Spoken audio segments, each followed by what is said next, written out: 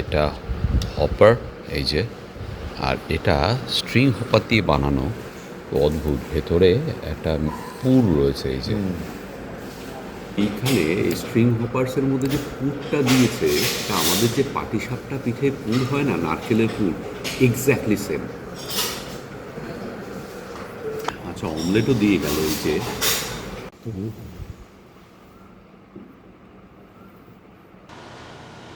দারুণ সুন্দর একটা রোদ ঝলমলে সকাল আজকে শ্রীলঙ্কায় মাদু জংশনে। আজকে 14 তারিখ, 14ই জুন 2026। আমরা রয়েছি শ্রীলঙ্কায়, শ্রীলঙ্কার উত্তরে। এই জায়গাটার নাম হচ্ছে মাদু জংশন বা মাধু জংশন। গতকাল আমরা মান্নার ঘুরেছি, যারা আগের পর্ব দেখেছেন তারা জানেন। আমরা ছিলাম জাফনায়, জাফনা থেকে মান্নার ঘুরে তারপর চলে আসি এখানে, রাত এখানে কাটাই আমার পেছনের এই হোটেলে। এখানে ব্রেকফাস্ট করলাম। হোটেলটা মোটামুটি ঠিক আছে, 7,500 LKR ভাড়া নিয়েছে একটা রুম। চার্চ রয়েছে, একটা বিখ্যাত চার্চ মাধু চার্চ, সেটা দেখবো আমরা। কিন্তু সানডে বলে প্রচুর ভিড়, হোটেল পেতে অসুবিধে হয়েছিল কালকে রাতে এখানে এসে। কোনো হোটেলে পাইনি, এখানে একটাই রুম ছিল, সেটাই ভাড়া নিয়েছি। এখন যাচ্ছি মাধু চার্চ দেখব, দেখে নিয়ে চলে যাব ট্রিঙ্কোমালি। আর এই সব কিছু থাকবে আমাদের আজকের পর্বে। আপনাদের আবারও স্বাগত জানাচ্ছি আমাদের শ্রীলঙ্কা ভ্রমণের আরেকটা পর্বে। পৃথ্বীজিৎ গাড়িতে। এখন ঘড়িতে সময় সকাল ঠিক 10টা। এই রাস্তা দিয়ে আমরা মান্নার থেকে এসেছি, আর এই রাস্তায় চলে গেছে ট্রিঙ্কোমালি। আমরা এই সামনে একটা মোড় আছে, এখান থেকে ডান দিকে চার্চে যাওয়ার রাস্তা, চার্চ ঘুরে এসে আবার এই রাস্তা ধরেই চলে যাব ট্রিঙ্কোমালি। দারুণ সুন্দর লাগছে শ্রীলঙ্কা এবারও, আপনারা সেটা দেখছেন, অনুভব করছেন আমাদের এই ভিডিওগুলোর মধ্যে দিয়ে। খুব খুব ভালো একটা দেশ। যদি ছুটি কাটাতে চান শ্রীলঙ্কা অবশ্যই আপনার প্ল্যানে রাখুন এবং আসুন। Good morning, Ajit. Good morning, sir. How are you? I'm fine, thank you. How was the breakfast? Not good. No. It's Good. okay. Good. Okay. I'm Prithwijit, okay. হ্যাঁ, সবই চলো। ঠিকঠাক। সব ঠিকঠাক। দারুণ ঘুম হয়েছে, আবার বেরিয়ে পড়েছি। চলো। গত 3 দিন ধরে আমাদের ঘুম ভালো হয়নি, আজকে একটু বেশিক্ষণ ঘুমালাম, এই জন্য একটু দেরি হলো। কিন্তু আজকে কোনো তাড়া নেই, আজকে আমরা ধীরে সুস্থে যাব। বেলটা পরে নিই, আপনারাও পরে নেবেন। খুব তাড়াতাড়ি আমাদের কোম্পানি এক্সপ্লোরার শিবাজি অ্যান্ড স্বপ্নদ্বীপ হলিডেজ প্রাইভেট লিমিটেডের পক্ষ থেকে আমরা শ্রীলঙ্কা ট্যুরের আয়োজন করছি, গ্রুপ ট্যুরের। আপনারা সেই খবর পেয়ে যাবেন, আমি রিল দেব, পোস্ট দেব এবং ভিডিওতেও পড়ব। নিচের ডেসক্রিপশন বক্সে আমাদের কোম্পানির নাম্বার দেওয়া রইল, যোগাযোগ করতে পারেন শ্রীলঙ্কা, আফ্রিকা বা সাউথ ইস্ট এশিয়ার যে কোনো জায়গায় বেড়ানোর জন্য। এই রাস্তা ছেড়ে দিলাম আমরা, এই হলো চার্চে যাওয়ার গেট। এখান থেকে জাস্ট মিনিট 10 লাগবে। আভে মারিয়া। এই রেল লাইন মান্নার থেকে চলে গেছে ট্রিঙ্কোমালি, আবার একটা কলম্বো। শতাধিক বছরের পুরনো এই রেল লাইন। আমি গত পর্বে এই সম্পর্কে বিস্তারিত আলোচনা করেছি, দেখিয়েছি। রাম সেতু দেখিয়েছি শ্রীলঙ্কা থেকে, যেটা খুব সুন্দর দেখা যায়। যারা আগের পর্ব দেখেননি প্লিজ দেখে নিন। শ্রীলঙ্কা সবসময় সবুজ সুন্দর, যেরকমটা দেখছেন সব জায়গা একই রকম, ধুলো ময়লা নেই, পলিউশন জিরো, আর রাস্তাঘাটে কোথাও ময়লা পড়ে থাকে না, আর ভিড় একদমই নেই। প্রকৃতি আপনাকে দু বাহু তুলে এখানে স্বাগত জানাবে, আর স্বাগত জানাবে এখানকার মানুষজনের হাসি, আতিথেয়তা। অজিত আগেরবারও আমাদের সঙ্গে ছিল, এবারও অজিতের সঙ্গেই আমরা ঘুরছি শ্রীলঙ্কা। দারুণ মানুষ এই অজিত, ভাঙা ভাঙা ইংরেজিতে কমিউনিকেট করা যায়। আমাদের সঙ্গে এতটাই ঘুলে বিলে গেছে যে কি বলবো, যে আলাদা একটা বন্ধুত্বের সম্পর্ক, ভাইয়ের সম্পর্ক তৈরি হয়েছে ওর সঙ্গে। অজিতের সঙ্গে যোগাযোগ করতে পারেন, ওর নাম্বারও ডেসক্রিপশন বক্সে দেওয়া রইল। আমরা শ্রীলঙ্কা এসেছি 11 তারিখ, আজকে হচ্ছে 14 তারিখ। এখনও অবধি ডাব খাইনি, এটা খুব অন্যায় হচ্ছে। এখানকার ডাব সাংঘাতিক।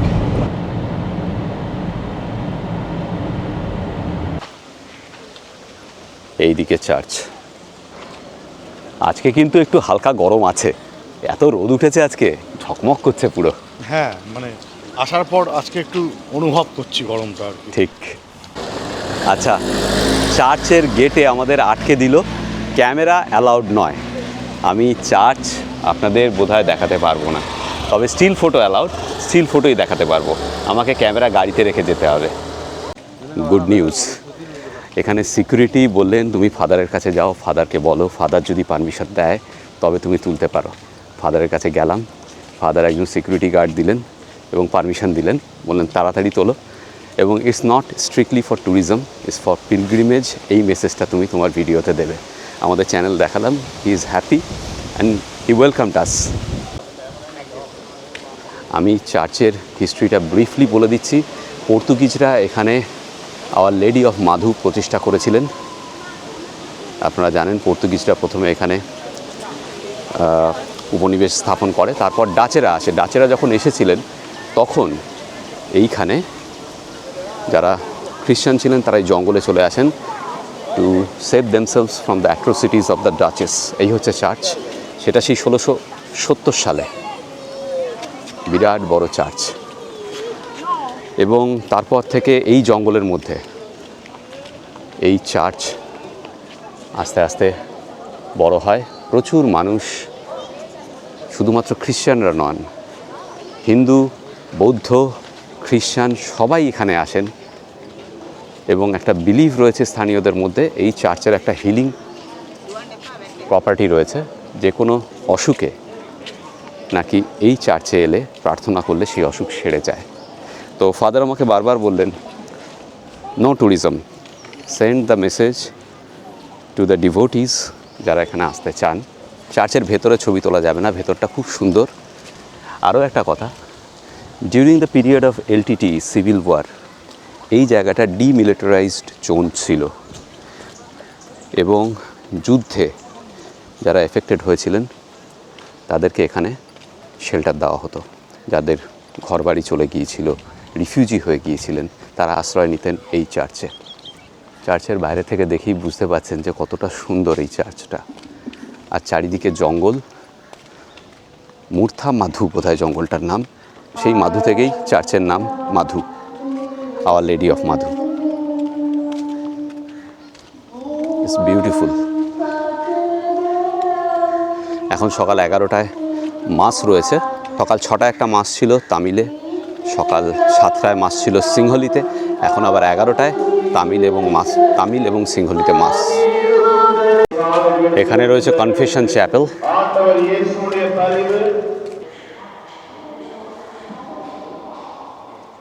থ্যাংক ইউ সুগরদান, থ্যাংক ইউ সো মাচ। যাক, ফাদারকেও thank you so much. Father, আপনার জন্য এটা আমরা দেখাতে পারছি, দারুণ লাগলো, বেশ একটা পিসফুল জায়গা। ও আরও একটা কথা, 2015 সালে পোপ ফ্রান্সিস স্বয়ং এখানে এসেছিলেন, 2015 সালের জানুয়ারি মাসে। দারুণ সুন্দর পিসফুল জায়গা, চারিদিকে জঙ্গল, মাধু জঙ্গল, তার মধ্যে এই চার্চ। যদি এই অঞ্চলে বেড়াতে আসেন অবশ্যই এখানে আসবেন। আর যারা পিলগ্রিম, খ্রিস্ট ধর্মের হন বা না হন, যারা সত্যি পিসের জন্য বিভিন্ন জায়গায় যান, তারা একবার এসে দেখতে পারেন। খুব ভালো, শান্ত সুন্দর জায়গা। এই চার্চটা সারা শ্রীলঙ্কার সবচেয়ে বড় চার্চ। যাই হোক, দারুণ লাগলো, যেটা বললাম, খুব পিসফুল। একবার আসবেন এখানে তীর্থযাত্রার উদ্দেশ্য নিয়ে, একেবারেই টুরিস্টিক প্লেস হিসেবে আসবেন না। What is this? Milk, chocolate milk. আমি তো জল ছাড়া আর কিছু ড্রিঙ্ক করি না। সিকিউরিটি যারা ছিল বা পুলিশগুলো, হ্যাঁ, এরা আমাকে এসে দিল, আমি দাঁড়িয়েছিলাম। খেতে দিল? হ্যাঁ, নাহলে হ্যাঁ এমনি। বাহ, দারুণ ব্যাপার তো। হাতে ধরিয়ে দিল আমাকে এসে, ওকে, যে স্যার প্লিজ ড্রিঙ্ক। দারুণ ব্যাপার। মানে আমি যখন ওই ফাদারের কাছে হ্যাঁ হ্যাঁ permission নিতে গেছিলাম হ্যাঁ, তখন আমি যখন দাঁড়িয়েছিলাম সেই সময় এসে দিল আর কি ওনারা আমাকে। আমরা মাঝের একটা রাস্তা দিয়ে যাচ্ছি জঙ্গলের মধ্যে দিয়ে। চার্চের পেছন থেকে এই রাস্তাটা চলে গিয়েছে ভাবুনিয়ায়। ভাবুনিয়া থেকে আবার রাস্তা বেরিয়েছে ট্রিঙ্কোমালি যাওয়ার। এখান থেকে ভাবুনিয়া প্রায় 40 কিলোমিটার, ওই 46 মিনিট মতো লাগবে। রাস্তা এরকমই। ভাবুনিয়া থেকে আবার ট্রিঙ্কোমালি 2-2.5 ঘন্টা লাগবে। ভাবুনিয়াতে একটা ব্রেক নেব, তারপর ট্রিঙ্কোমালি। এই রাস্তাটা, এই মাঝের রাস্তাটা গিয়ে A30-তে পড়েছে। A30 হচ্ছে যে রাস্তার পাশে আমরা ছিলাম, মানে ওই বড় রাস্তাটা যেটা আজকে ভিডিও শুরুতে দেখিয়েছি, ওটার সঙ্গে মিশবে আরও বেশ খানিকটা গিয়ে। আমরা এখন ভাউনিয়া বাজারে। এই হচ্ছে ভাউনিয়া। এখানে নারকেল পাওয়া যাচ্ছে, মানে সরি, এখানে ডাবের জল পাওয়া যাচ্ছে, ডাব পাওয়া যাচ্ছে। এই যে এটা ফলের দোকান, কত ফল এখানে, আনারস প্রচুর পরিমাণে। ওয়াও, শুধু কি ফল মোচা আছে, হ্যাঁ সবজিও আছে। মোচা আছে, তরকারি আছে, বেগুন আছে, মানে সবজি আছে, বিট গাজর, বাবা কত রকমের তরকারি, বাদামও আছে, চীনা বাদাম। বাদামও আছে। হ্যাঁ, ডাবটা ছোট কিন্তু আগের বারের মতো নয়, তাই না? অত বড় নয়, কলম্বোতে যেরকম খেয়েছিলাম বড়। এইগুলো একটু বড় মনে হয়। হ্যাঁ, তবু আগের বার আরো বড় ছিল। পেয়ারা, আনারস কি নেই এই দোকানে, হ্যাঁ সব রয়েছে। তরমুজ, ওপাশে অ্যাভোকাডো রয়েছে, কলা আছে। দাম কিন্তু কম না, 200 LKR, মানে আমাদের টাকায় প্রায় 60-65 টাকা। হ্যাঁ, আমাদের ওখানে ওরকমই দাম। হ্যাঁ, কম কিছু নয়। না, না, আমাদের ওখানে ভালো ডাব 80 টাকা হয়ে গেছে এখন। কিন্তু এই ডাবের যে টেস্টটা এখানে পাওয়া যায় সেটা এটা অসাধারণ। এটা অসাধারণ। হেভি খেতে, হেভি।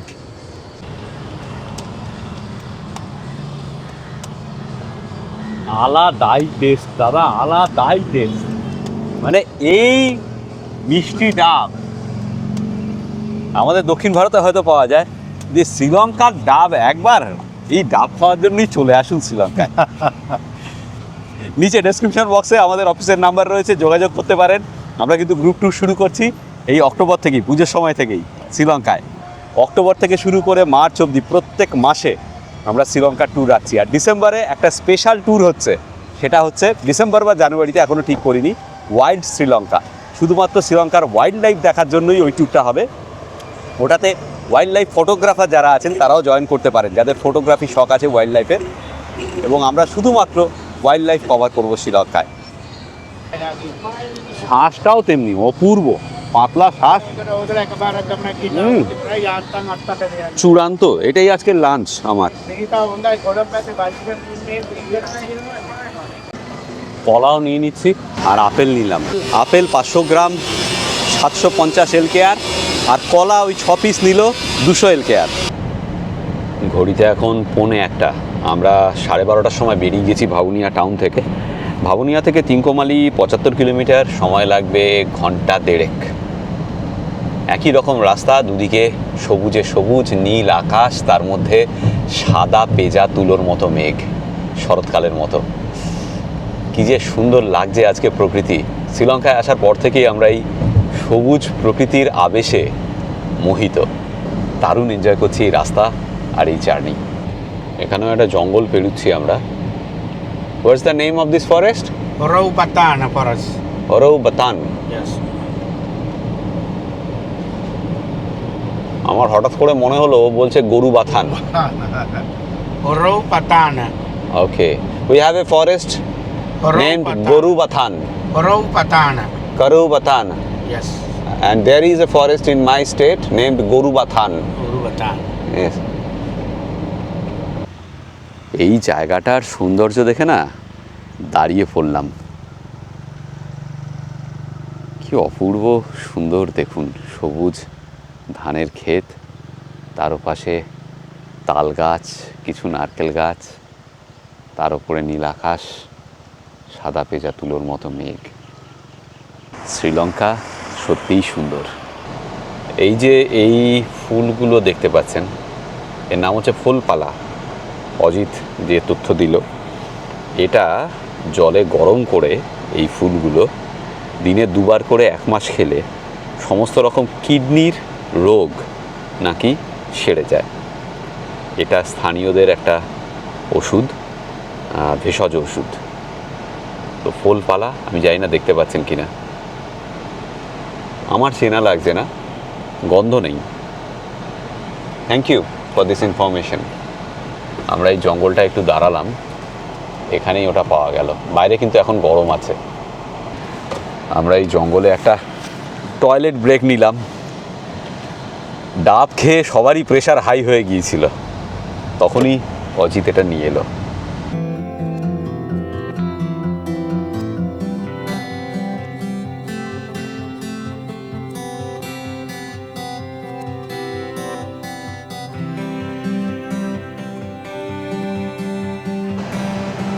দারুণ একটা জায়গা, দুদিকে দুটো ঝিল, টিলা পাহাড়, সবুজে সবুজ। একটু ড্রোন ওড়াই। দেখুন জায়গাটা।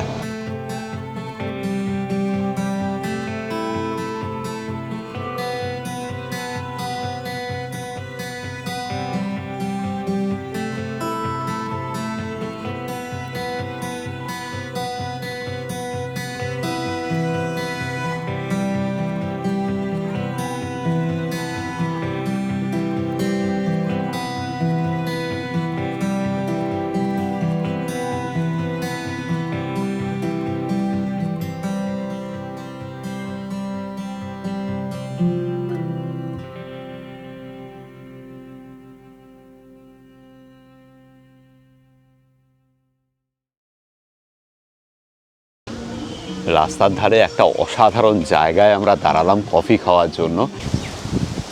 এই যে ক্যাফেটেরিয়া, এর নাম হচ্ছে লেক ভিউ ক্যাফেটেরিয়া। এটা রয়েছে হরৌ পাথানা রোডে।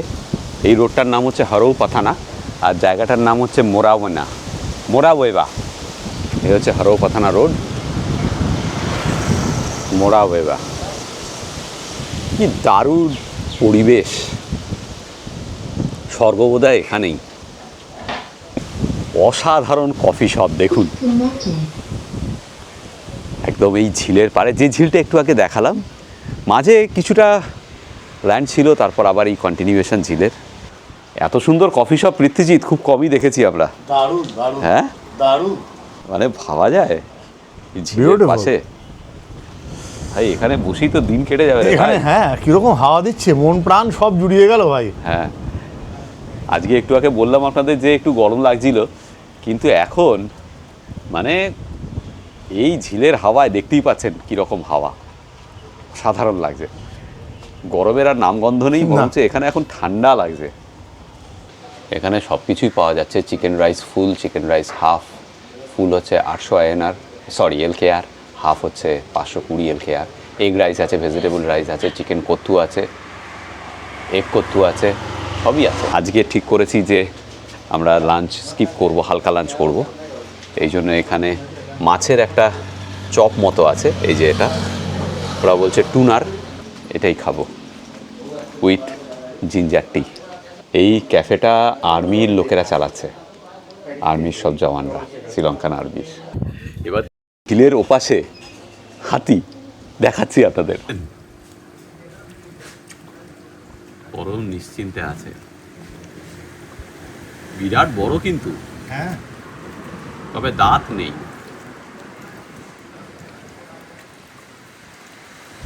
এই রাস্তায় যাতায়াতে প্রচুর হাতি দেখা যায়, যদি ভাগ্য ভালো থাকে। এটা মাছের আর এটা ভেজিটেবল, দুটো নিয়ে এসছে। আমি বললাম শুধু মাছটা আনতে, কেন যে দুটো আনলো কে জানে। ভালো খেতে, তবে ঠান্ডা, এবং এরা গরম করে দেয়নি। ভেতরে ভরপুর মাছ, মাছটাকে কুড়িয়ে এই যে আলু বা ওই জাতীয় কিছুর সঙ্গে মিশিয়ে তারপর পুরটা করেছে। ভালো লাগছে, মানে টেস্টি। হস্তি দর্শন করতে করতে মাছের চপ খাচ্ছি, মানে মাছের প্যাটিস খাচ্ছি। এটা চপ না বলে প্যাটিস বলা ভালো। এই ভেজিটেবলের যেটা, সেটা কিন্তু আরও বেশি ভালো। হালকা গরম রয়েছে, একটা লঙ্কার গন্ধ রয়েছে। কেমন লাগলো? ভালো ভালো। মানে এই জায়গাটা, আর এই পরিবেশে বসে খাওয়া মানে স্বাদ দ্বিগুণ হয়ে যাওয়া। মানে লক্ষ টাকা দিলেও এই জিনিস কিন্তু পাওয়া যাবে না। এই যে এই জঙ্গল, যেখানে ওই হাতিটা দেখছি আমরা, এপাশে অনেক বক বসে রয়েছে। এর নাম হচ্ছে বাংকুলেমান জঙ্গল। নামটা অদ্ভুত, আমি এদেরকে জিজ্ঞেস করলাম, এরা বলল দারুণ সুন্দর একটা জঙ্গল এবং দারুণ সুন্দর এই পরিবেশ। আমি আর পৃথ্বীজিৎ ডিসকাস করছিলাম, আমাদের ওখানে সোদপুরের পাশেই খেপলির বিল বলে একটা বিল ছিল। এখন কল্যাণী এক্সপ্রেসওয়ে হয়ে গেছে ওই বিলের পাশ দিয়ে, কিন্তু বিলটাকে গত বোধহয় 15-20 বছর ধরে স্ট্র্যাটেজিক্যালি মানুষজন বুঝিয়ে ফেললো প্রায়। আমরা ছোটোবেলায় ওই বিলটাকে দেখতাম, বিরাট বড় বিল ছিল। ওর পাশে এরকম সুন্দর ক্যাফে করা যেত, লোকজন এসে আনন্দ নিতে পারতো, প্রকৃতিটাও ঠিকঠাক থাকতো, ইকোলজিক্যাল একটা ব্যালেন্স ছিল ওখানে। কিন্তু পুরো বিলটা জানেন, ওই খেপলির বিল ভরিয়ে ফেলেছে। এখন বোধহয় 1/4 আছে। হ্যাঁ, এখন ঠিক বলেছিস, এখন 1/4 আছে। দুদিকেই আসলে, এদিকে খেপড়ি বিল, তার উল্টো দিকেও চারিদিকে জায়গাটা অন্য রকম ছিল। সেটা পরিবেশটাকে বজায় রেখে অনেক কিছু করা যেতে পারতো, মানুষ সেটা করেনি, অপরিসীম লোভ। মনে পড়ে যাচ্ছে আমাদের ওই খেপড়ির বিলের কথা এবং আরও অনেক জায়গার কথা। এই যে আমরা বলি না ল্যান্ড মাফিয়া, এদের বিরুদ্ধে আমার মনে হয় এবার গর্জে উঠতেই হবে। যদি না উঠি, প্রচুর পুকুর ভরাট হয়েছে আপনারা জানেন, প্রচুর জায়গা যেগুলো প্রাকৃতিক ভারসাম্য বজায় রাখার জন্য উপযোগী জলাভূমি, সেরকমই একটা জায়গা, সেগুলোকে বুঝিয়ে ফ্ল্যাট করা, বাড়ি করা এসব হচ্ছে। আশা করা যায় এগুলো থামানোর জন্য সদর্থক ভূমিকা সরকারের তরফ থেকে নেওয়া হবে এবং এগুলো থামবে। যদি না থামে, কলকাতার গরম তো টের পাচ্ছেন, আরও পাবেন। কলকাতা কিন্তু বাসযোগ্য থাকবে না। একবার যদি জলের ক্রাইসিস শুরু হয়ে যায়, ব্যাস কলকাতা শেষ, এবং সেটা হবে অদূর ভবিষ্যতে। যদি এভাবেই চলে, গ্যারান্টেড হবে। এবং তখন এই যে শখ করে ফ্ল্যাট, বাড়ি, এত কিছু হচ্ছে, সব যাবে, ছেড়ে পালাতে হবে। আরও একটা কথা বলি, ব্যারাকপুরে ওই কোন জায়গাটা বল, ওই তালপুকুরের মোড়ের পরের থেকে হসপিটালটা আছে, সেখান থেকে শুরু করে চিড়িয়ার মোড় অবধি দুদিকে কত গাছ ছিল, বড় বড় গাছ, সেগুলোকে কাটা হলো। ওখানে গেলে না 3-4 ডিগ্রি সেন্টিগ্রেড টেম্পারেচার কমে যেত ওই রাস্তাটা দিয়ে গেলে। আশা করি অনেকেরই মনে আছে, নির্বিচারে গাছগুলোকে কাটা হলো বোধহয় মেট্রো প্রকল্পের জন্য। কিন্তু সেই মেট্রো প্রকল্প তো বিষবাও জলে। কোনো সভ্য দেশে ওই রকম গাছ কাটা হবে না, যে কোনো প্রকল্পই হোক তার জন্য গাছ বাঁচিয়ে কাজ করা হবে। এই কথাগুলো বলছি, জানি না আপনাদের কি মত, কিন্তু খুব দুঃখ লাগে। এবং যখন বাইরের দেশে আসি, তখন এই কথাগুলো ভেবেই আমার নিজের দেশের জন্য প্রাণ কাঁদে। কি আর বলবো, ওই যে গাছগুলো কাটা হয়েছিল, কারা কেটেছিল জানি না, কাদের পকেটে পয়সা ঢুকেছে তাও জানি না, কিন্তু উচিত তাদেরকে সবাইকে আইনের আওতায় আনা, তাদের বিরুদ্ধে কঠোরতম শাস্তি হওয়া উচিত। মানে গাছ কাটার জন্য কঠোরতম শাস্তি হওয়া উচিত প্রতিটা মানুষের। দেখুন এখানে কত সুন্দরভাবে প্রিজার্ভ করেছেন এনারা। মানে আরবানাইজেশনের একটা লিমিট থাকা উচিত, তাই না? মানে আমাদের সোদপুর পানিহাটির যা অবস্থা, ইমিডিয়েট মিউনিসিপ্যালিটির উচিত যে স্টপ করে দেওয়া কনস্ট্রাকশন, আর কোনো নেক্সট 10 বছর পারমিশনই দেওয়া উচিত না। কিন্তু এই রকম চিন্তাভাবনা বোধহয় কেউ করে না।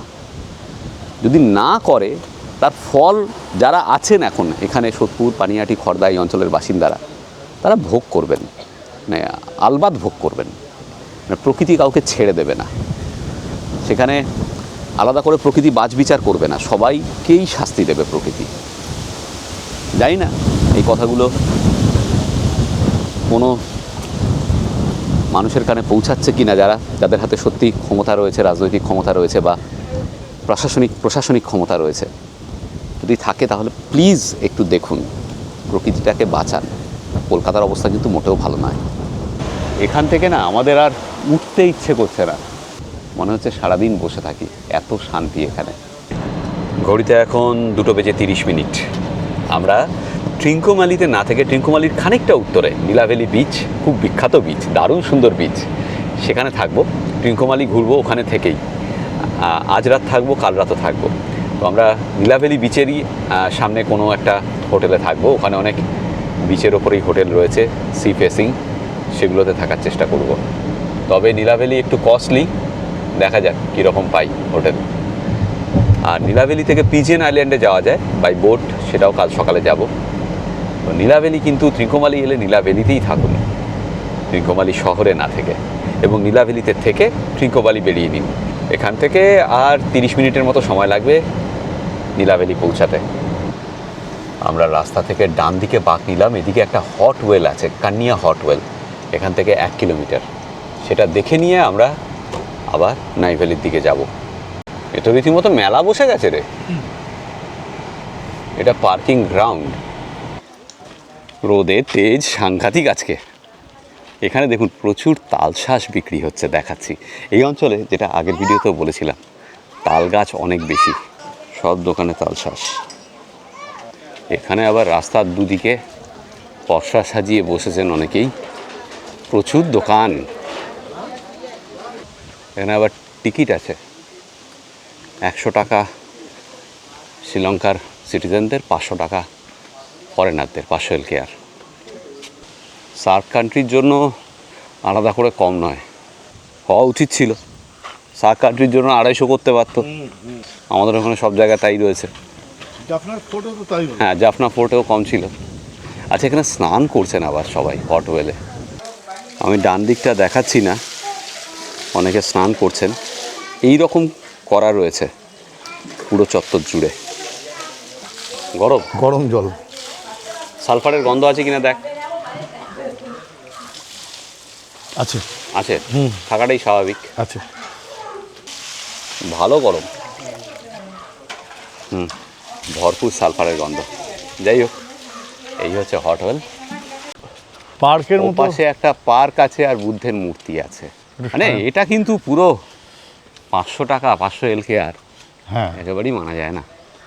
পার্ক মানে কি সেভাবে বড় সড়ো কিছু নয়, এই ছোট্ট একটা জায়গা। হ্যাঁ, একটু সৌন্দর্যায়ন করা আছে আর কি। হ্যাঁ, মানে 500 টাকায় কিছু তো করতে হবে। হ্যাঁ, সেই না তবে ভুলে যাস না, না, যারা স্নান করবে তাহলে ঠিক আছে সে অর্থে। না স্থানীয়দের জন্য 100 টাকা। হ্যাঁ, সে তো। এই স্ট্যাচু আছে আর ওপাশে আরেকটা বুদ্ধ মূর্তি আছে, ব্যাস এই হলো জায়গা। তবে এখানে স্নান করার জন্য, মানে পরে কাপড় চেঞ্জ করার জন্য এখানে আবার ব্যবস্থা রয়েছে, বাথরুম রয়েছে আলাদা করে, পুরুষ এবং মহিলাদের উভয়েরই। এখানে হিন্দু, মুসলিম, খ্রিস্টান, বৌদ্ধ সবাই আসেন এবং সবার একটা বিলিভ রয়েছে যে এখানে চান করলে যা হয় আর কি, হট স্প্রিংয়ে চান করলে চর্মরোগ থেকে মুক্তি পাওয়া যায়। আসলে হচ্ছে ওই সালফার, তার জন্যই। তবে প্রচুর শ্যাওলা ছিল কিন্তু জলে। হ্যাঁ, সেই না, আমাদের বক্রেশ্বরেও রয়েছে এরকম। ঠিক ঠিক। এই যে শিবাজি, তুই এই সর্বধর্মের কথাটা যে এখানে বললি না, হ্যাঁ, এই প্রসঙ্গে সবাই আসতে পারে। হ্যাঁ, সবাই আসতে পারে। হ্যাঁ, এই প্রসঙ্গে আমার আরেকটা কথা মনে পড়ে গেল আর কি। কি? প্রখ্যাত সাহিত্যিক শিবরাম চক্রবর্তী মহাশয় বলেছিলেন যে যদি মন্দির বানাই সেখানে হিন্দুরা যাবে, যদি মসজিদ বানাই সেখানে মুসলিমরা যাবে, যদি চার্চ বানাই তাহলে খ্রিস্টানরা যাবে। কাজেই টয়লেট বানাও, সেখানে সব ধর্মের লোকরা যাবে। সেটাই হচ্ছে সর্বধর্ম সমন্বয়ের একটা উদাহরণ। এই হচ্ছে শিবরাম চক্রবর্তীর লেখা। ওরে বাবা, সত্যিই তো। হ্যাঁ হ্যাঁ, মানে ভাবনাটা দেখ তুই, একদম সঠিক ভাবনা। সঠিক ভাবনা, কোনো মানে কোনো ব্যর্থবোধক কোনো কিছু আসবেই না। হ্যাঁ, ঠিক। সুতরাং টয়লেট বানাও সব জায়গায়। আর মানুষের উপকার কিন্তু টয়লেট বানাতেই হবে। প্রকৃতিতে যে কোনো জায়গায় যেভাবে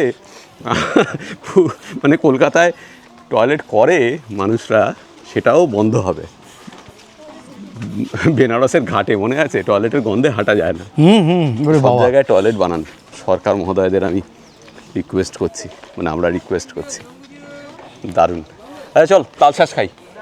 চ তালশাঁস খাওয়া যাক। 3টে 100 LKR। আবার জুস করে দেবে বলে আমরা জুস খাবো না। কি যে বলছে বুঝতে পারছি না। একবার বলছে 3টে 100 টাকা, একবার বলছে একটা 100 টাকা। যাই হবে হবে, আমরা বললাম 4টে দাও ভাই। একটা থেকে তো 2-3টে করে বেরোয়। হ্যাঁ, আমাদের ওখানে পিস হিসেবেই বিক্রি হয়। হ্যাঁ, পিস তো 10 টাকা করে নেয়। সেটাই তো বলছি, 10 টাকা বা 15 টাকা করে নেয়, আমি জানি না ঠিক শিওর। ওকে। তালশাঁসের মতোই খেতে। এখানে এরাও বলে পালমেরা। তো খুব একটা যে আহামরি সেরকম কিছু না, ওপরে ছালটা ছাড়ায়নি বলে ওই ছালটা চলে আসছে, সমস্যা হচ্ছে। তালশাঁস খেয়ে ঠিক জুত হলো না। এরা না ওই ওপরের ছালটা, তালশাঁসের ওপরে ওটা ছাড়ায় না ভালো করে, ওই জন্য খেতে খুব বাজে লাগছিল। আর ওই ওপরে ছালটা পেটে গেলে পেট খারাপ অবধারিত। যাই হোক, খুব একটা ভালো লাগলো না। ছাড়িয়ে ছুড়িয়ে দিলে, পরিষ্কার করে দিলে তখন ভালো লাগে। একটু আগে শিবরামবাবুর যে মানে রেফারেন্সটা পৃথ্বীজিৎ দিল, সেটা ইন্টারনেট ঘেটে বার করলাম। দেখুন, আমি পড়ছি। হ্যাঁ, খুব মজা পাবেন। যদি ওখানে টয়লেটের জায়গায় টয়লেট বলেনি, সরাসরি পায়খানা বলেছেন।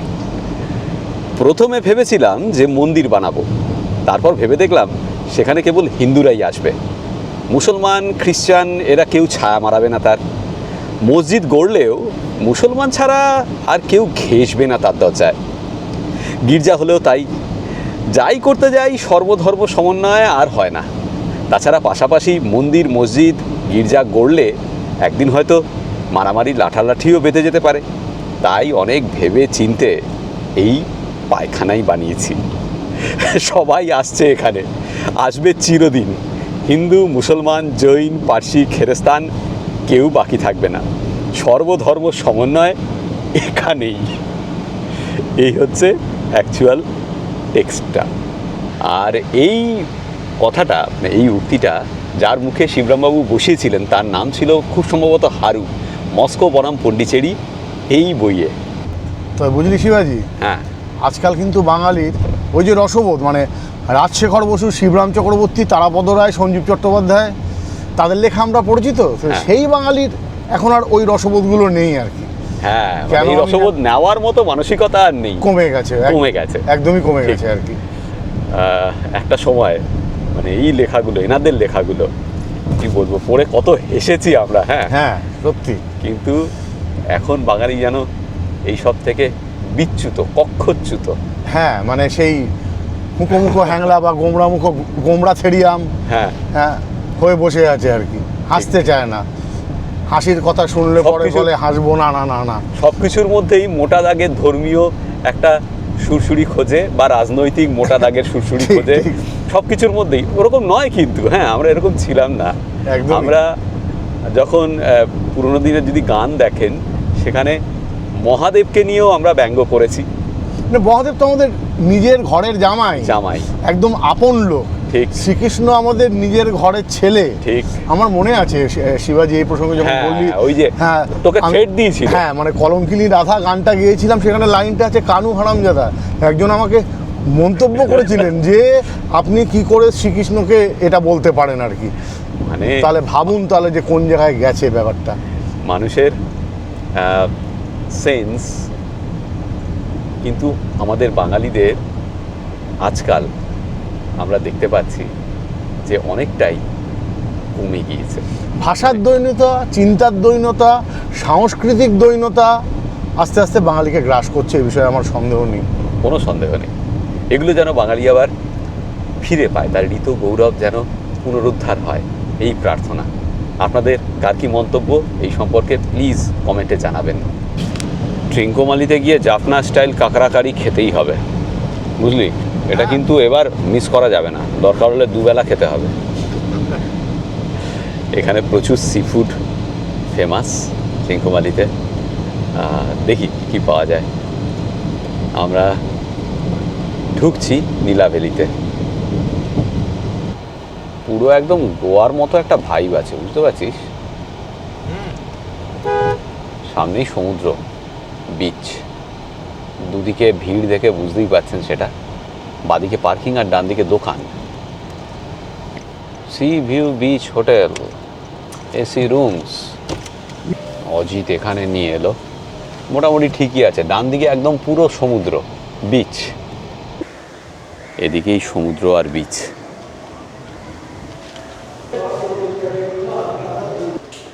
একটু পুরনো, তবে চলে যাবে, খারাপ না, আমাদের জন্য পারফেক্ট। ঠিকই আছে, হ্যাঁ, ঠিকই আছে, সমুদ্রের পাড়ে এরকম একটা জায়গা। হ্যাঁ, এ পাশ দিয়ে গেলেই ওয়াও, এই দেখুন বিচ, প্রচুর মানুষ স্নান করছেন। ভালো ভাই, জায়গাটা কিন্তু হ্যাপেনিং, খুব সুন্দর। একদম অন দ্য বিচ, তবে লাক্সারিয়াস নয়। হ্যাঁ, সাধারণ। লাক্সারিয়াস না, লাক্সারিয়াস, না না, আমরা লাক্সারিয়াস বললেও কিছু যায় আসে না। লাক্সারিয়াস একেবারেই না, লাক্সারিয়াস। ভাই আমি বাঙাল উচ্চারণ করবো, লাক্সারিয়াস নয়। হ্যাঁ হ্যাঁ, এই উচ্চারণ একটা ফ্যাচাং বাইরি। হ্যাঁ, এই ফ্যাচাং আবার ইউজ করলাম। ফ্যাচাংয়ের কপিরাইট একটি ছেলেই নিয়ে নিয়েছে। যাই হোক, বিশাল একটু ফ্যাচাংটা ইউজ করলাম। এসি আছে, পরিষ্কার পরিচ্ছন্ন, আর ওয়াশরুমটাও বেশ ক্লিন, মানে কোনো রকম কোনো দুর্গন্ধ বা কিছু নেই। এই ঘরের ভাড়া পড়ছে 8,000 LKR per day without breakfast. তবে এখানে ক্র্যাব কারি প্লাস গ্রিলড ফিশ এই সব কিছু পাওয়া যাবে। খুবই সাধারণ মানের একটা হোটেল, কিন্তু ঠিকঠাক আমাদের জন্য বাজেট ট্রাভেলার হিসেবে একদমই ঠিকঠাক। এখন বিচে যাব, বিচটা একটু দেখাবো আপনাদের, তারপর ভিডিও শেষ করছি। সামনেই সমুদ্র, এই বিচটা দেখে আর সমুদ্র দেখে না পুরীর কথা মনে পড়ছে। কীর্তিজিৎ, অনেকটা কিন্তু পুরীর মতো। হ্যাঁ, মিল আছে অনেকটা। গোল্ডেন স্যান্ডউইচ, গোল্ডেন বিচ, প্রচুর মানুষ, সবাই লোকাল, কিছু ফরেন ট্যুরিস্টও রয়েছেন। এই প্রথম একটা প্রপার বিচে এলাম আর কি আমাদের এইবারের সফরে। লাইফ সেভিং পয়েন্ট এটা, গার্ডরা রয়েছেন। নীলা ভ্যালিতে এলে পরে স্নরকেলিং করতে পারেন, ডাইভিং করতে পারেন এবং কায়াকিং করতে পারেন। আর যেটা বলেছিলাম, এখান থেকে একটা আইল্যান্ডে নিয়ে যাওয়া হয়, পিজিয়ন আইল্যান্ড, সেটা কালকে যাব আমরা, সেটাও করতে পারেন। সেই সব এক্সপিরিয়েন্স তো এর পরের পর্বে আসবে। নীলা ভ্যালিতে আমাদের সম্পূর্ণ দিনের যে ট্যুর, সেটা আমরা আগামীকাল করব। আজকের ভিডিও এখানেই শেষ করছি। কেমন লাগলো এই পর্ব প্লিজ কমেন্ট করে জানাবেন। আর যেটা বললাম, আগামীকাল সারাদিন আমাদের অনেক কিছু রয়েছে, সেই সব কিছু নিয়ে আসবো এর পরের পর্বে। ভালো থাকবেন সকলে। আর যেটা আমি সবসময় বলি, সবাই ভালো থাকবেন, ভীষণ আনন্দে থাকবেন, আর সঙ্গে অবশ্যই রাখবেন আমাদের চ্যানেল এক্সপ্লোরার শিবাজি। নতুন নতুন জায়গা, নতুন নতুন ভ্রমণের গল্প নিয়ে আমরা ফিরে আসবো আপনাদের কাছে। আজকের মতো বিদায় নিচ্ছি, দেখা হচ্ছে এর পরের পর্বে। ঠিক, টাটা। আমি শিবাজি, আর আমি পৃথ্বীজিৎ। আর আপনারা দেখছেন আমাদের চ্যানেল এক্সপ্লোরার শিবাজি। আমরা বিভিন্ন জায়গায় ঘুরে বেড়াচ্ছি আর তার ভিডিও করে এই চ্যানেলে দিচ্ছি। যদি ভিডিওগুলো ভালো লাগে তাহলে অবশ্যই লাইক, শেয়ার এবং সাবস্ক্রাইব করবেন। সাবস্ক্রাইব করার সময় বেল আইকনটা অবশ্যই ক্লিক করবেন, তাতে আমরা যখনই একটা ভিডিও দেবো ইনস্ট্যান্ট নোটিফিকেশন আপনাদের কাছে পৌঁছে যাবে। সকলে ধরিল হাতে হাত ভরসা করে, সোহাগে ভাসালো শিবাজি এক্সপ্লোরারে। হইল ধন্য পৃথ্বী শিবাজির এই জুড়ি, নতমস্তকে সকলের গড় করি। জাগরণে কিংবা ঘুমে থাকবো সকল মরশুমে, হোক না গরম কিংবা দারুণ শীত। ছিল শিবাজির উড়ান, সাগুরিল পৃথ্বীজি। ছিল শিবাজির সফর, হাত ধরিল